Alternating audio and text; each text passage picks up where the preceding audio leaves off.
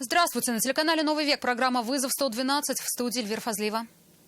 И сегодня мы расскажем, как пенсионерка в Казани оказалась в плену собственного шкафа. Покачнулся, я вот за эту взялась, видимо, слини. Дернула он на меня и свалился. И какие травмы ей причинила мебель. Покажем, как горит микроавтобус в Челнах, массовую драку в Елабуге. Короче, тут начали стрелять, я чихнула, залезла в машину. И задержание предполагаемой мошенницы, подозреваемой в обмане 25 пенсионерок. Говорила, что их дети в беду попали перед человеком. А также кража 2 бутылок водки пошла не по плану. Я вот зашел, хотел украсть водочку. Кем они друг другу приходятся? И вот встретил вот друга. Я его не знаю на самом деле. Мы вот сейчас познакомились только. И почему для 2 мужчин это было необходимым делом? С женой поругался. Что проблема? Это и не только. Прямо сейчас. Помощь спасателей понадобилась этим утром 87-летней пенсионерке. В квартире дома на улице Адарадского на нее упал шкаф. Выбраться из-под него самостоятельно пожилая женщина не могла и стала громко звать на помощь.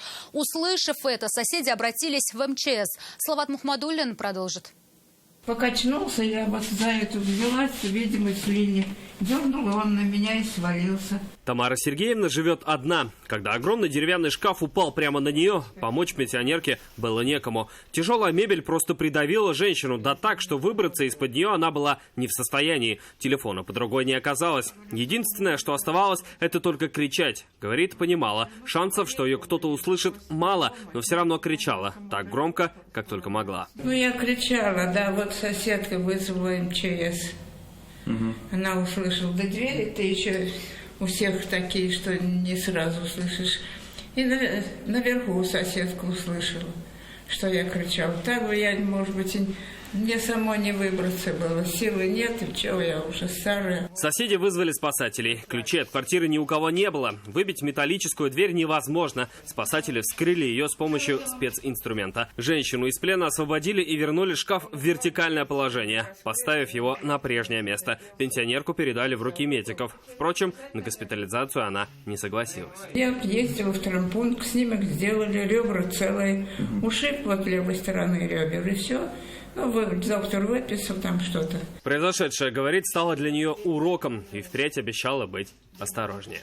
Салават Мухаммадуллин, Айрат Назипов, Наиль Абдуллин. Вызов 112. 37-летнюю жительницу Ютазинского района задержали полицейские по подозрению в убийстве. По данным следствия, она выпивала со своим приятелем в беседке дома по улице Центральная в поселке Подгорный. Во время застолья они поссорились, и женщина ударила мужчину ножом в область лопатки. От полученного ранения 34-летний татарстанец скончался. Нападавшая признала свою вину лишь частично, заявив, что убивать приятеля не планировала. 2 человека погибли на пожаре в Альметьевском районе. Ночью на станции Калейкина в садовом товариществе «Дружба» загорелся заброшенный одноэтажный садовый дом. Там не было ни газа, ни электричества, ни отопления. Справившись с огнем, пожарные обнаружили тела 2 человек. Их личности устанавливаются. Предварительная причина возгорания – неосторожное обращение с огнем. 61-летний мужчина скончался, 57-летняя женщина госпитализирована в реанимацию в результате отравления, предположительно угарным газом, сегодня днем в селе Тюрнясево в Нурладском районе. Их обнаружили в одноэтажном частном доме. Точные причины отравления еще будут выясняться. Всего с 1 января в Татарстане, не считая этого случая, зарегистрировано 35 отравлений угарным газом.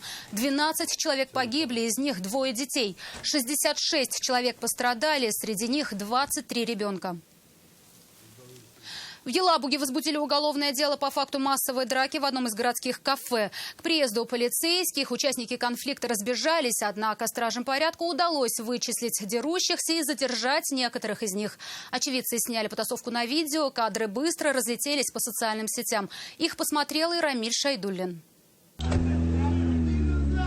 Полицейских вызвали очевидцы, однако к их приезду участникам конфликта на месте уже не было. Осмотрев окрестности, сотрудники полиции нашли автомобиль с разбитыми стеклами, из салона которого изъяли металлическую арматуру. Вот это то, что называется Елабуга, понимаете? Вот с монтировками там стоят. Во время конфликта пострадали 2 человека, жители ближнего зарубежья. Обоим потребовалась медицинская помощь. Они сообщили о вспыхнувшем конфликте с одним из посетителей бара. Вскоре к нему на помощь приехали около 10 человек. Очевидцы говорили даже о стрельбе. Короче, тут начали стрелять, я чихнула, залезла в машину, пустую.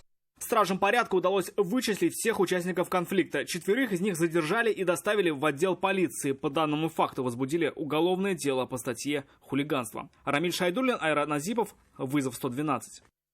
Сегодня в Челнах прямо на ходу вспыхнул микроавтобус Volkswagen. Сообщение о возгорании поступило пожарным в 3 часа дня. Спустя 8 минут огонь был потушен, но за это время пламя полностью уничтожило автомобиль. От него остался только обгоревший остов.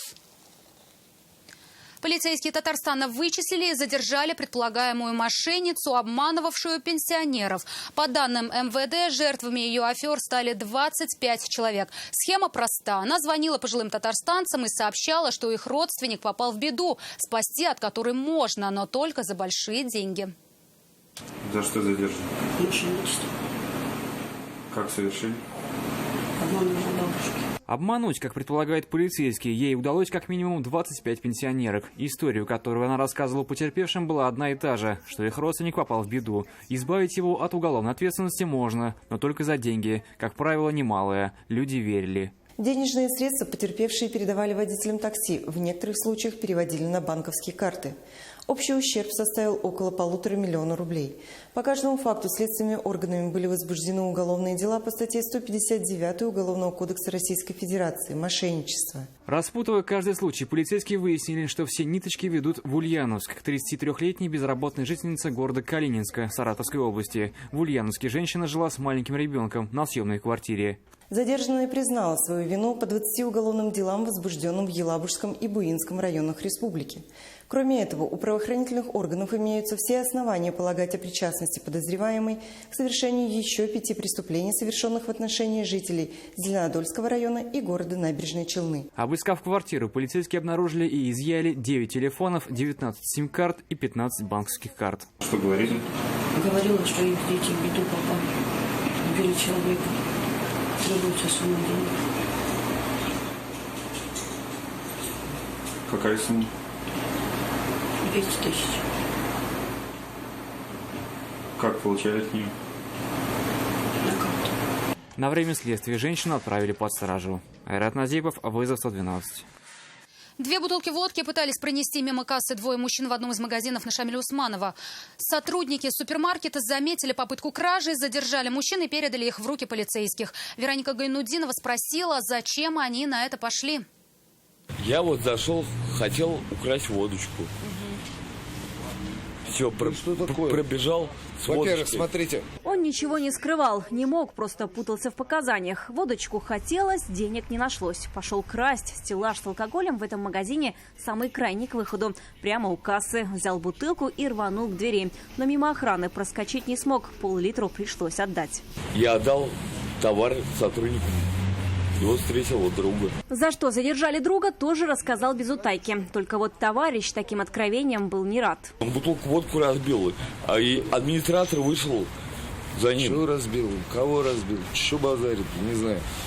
Водку разбил. Они зашли в магазин вдвоем. Сотрудники это видели по камерам наблюдения. Оба уже не трезвые. Сразу к прилавку с алкоголем. Взяли 2 бутылки водки, но покинуть торговый зал не смогли. Одну пришлось отдать, вторую случайно уничтожили.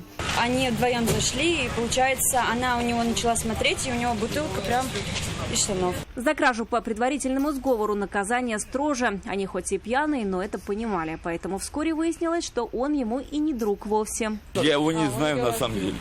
Мы вот сейчас познакомились только. Повод для распития спиртных напитков с совершенно незнакомым человеком был серьезный. С женой поругался. Что проблема?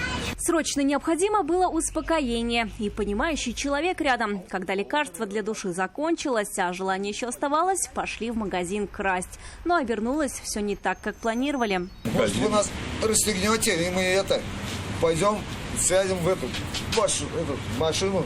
Теперь кто кому друг, а кто кому нет, и кто был автором идеи получения желаемого бесплатно. Они будут объяснять уже полицейским. Вероника Гайнудинова, Елена Саляхова, Наиль Абдуллин. Вызов 112. Это все, о чем мы успели вам рассказать. В студии была Эльвира Фазлиева. До встречи и не бросайте вызов судьбе. Вдруг она его примет.